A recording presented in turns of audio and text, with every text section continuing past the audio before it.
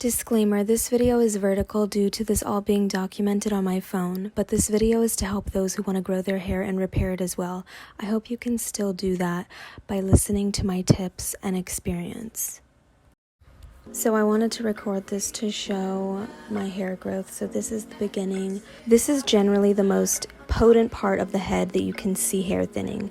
As you can see where my baby hairs are supposed to be, there's no hair there. Although I had been experiencing this hair thinning and hair loss for quite some time, I never noticed how bad it was till now.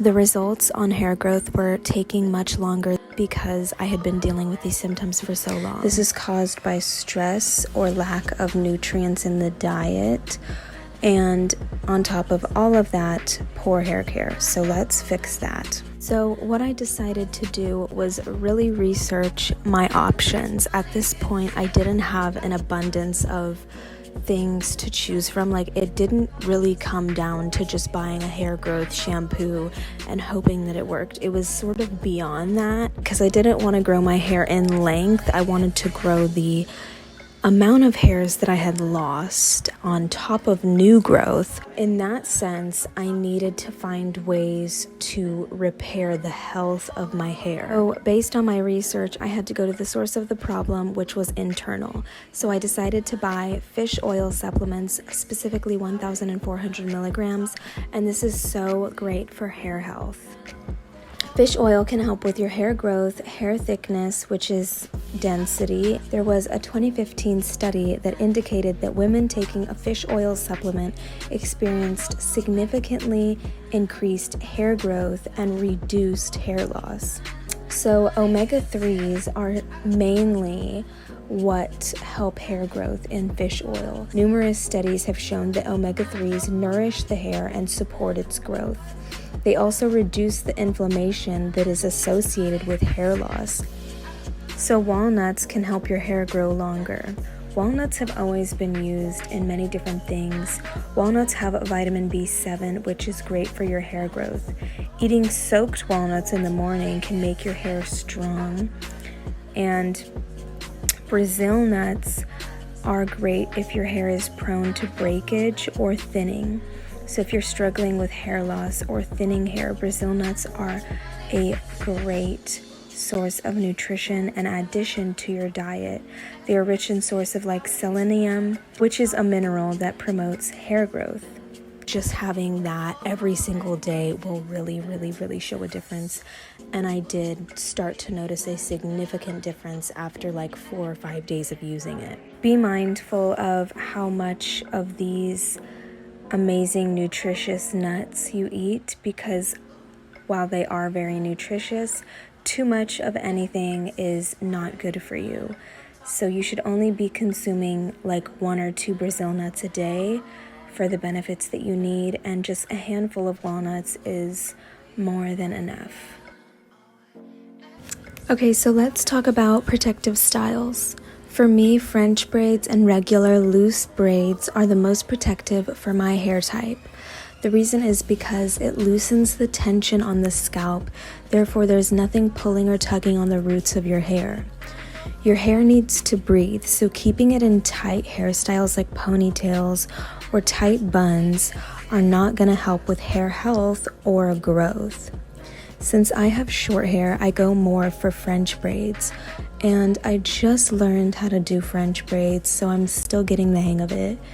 But also, on top of what hairstyles you do, using a satin or silk pillowcase is also beneficial for your hair health, as it doesn't cause hair breakage as much as cotton or polyester pillowcases will. Also, switching your thin hair tie that always rips, because thick hair girls, you know what I'm talking about. If you have your hair tie always breaks, it always snaps when you're trying to put it up, this is so much better for you, okay? Switch your thin hair tie for a thicker satin or silk scrunchie.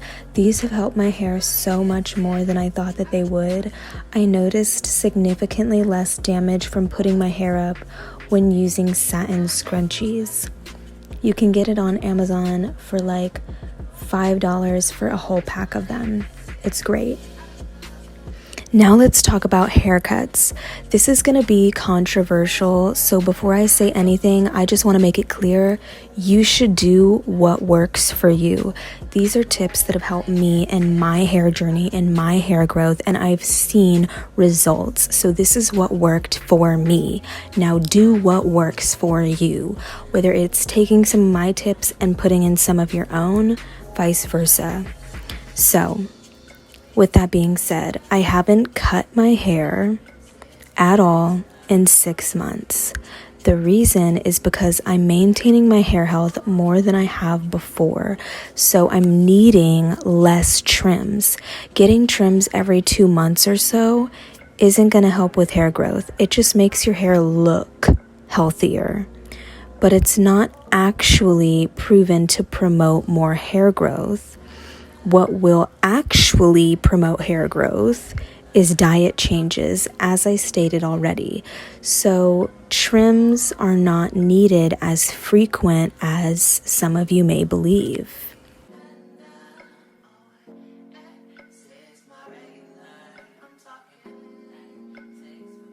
Alright, let's talk about hair care products. Now, this is also something that may be controversial again. Do what works for you. I think this is going to take some trial and error because I didn't always know what products gave my hair its best outcome. And I used to believe all the things on the internet of everyone saying sulfates are bad and silicones will dry out your hair, even though there's been so many multiple different studies on why they are used in products and why it can benefit the hair in some way.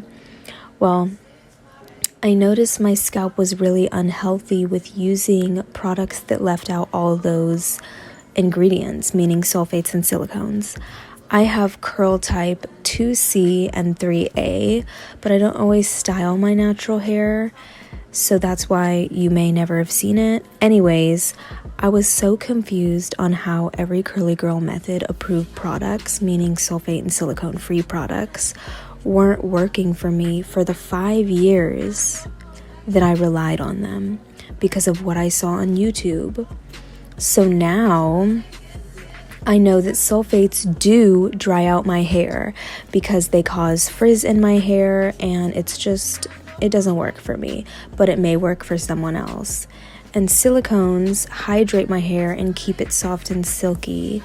So I use a silicone conditioner and a sulfate-free shampoo. And again, do what works for you. After the shower is where things start to get tricky. And a lot of the time, this is where damage starts to occur.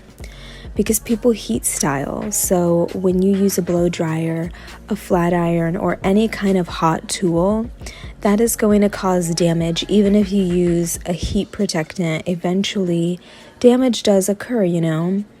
So for me, I actually don't really use any kind of hot tools on my hair unless I really want to. So it's not every time I wash my hair. And that's just what works for me. Sometimes I will use my blow dryer on the cool setting if I really want to blow dry my hair, but majority of the time I just let it air dry and I'm good to go.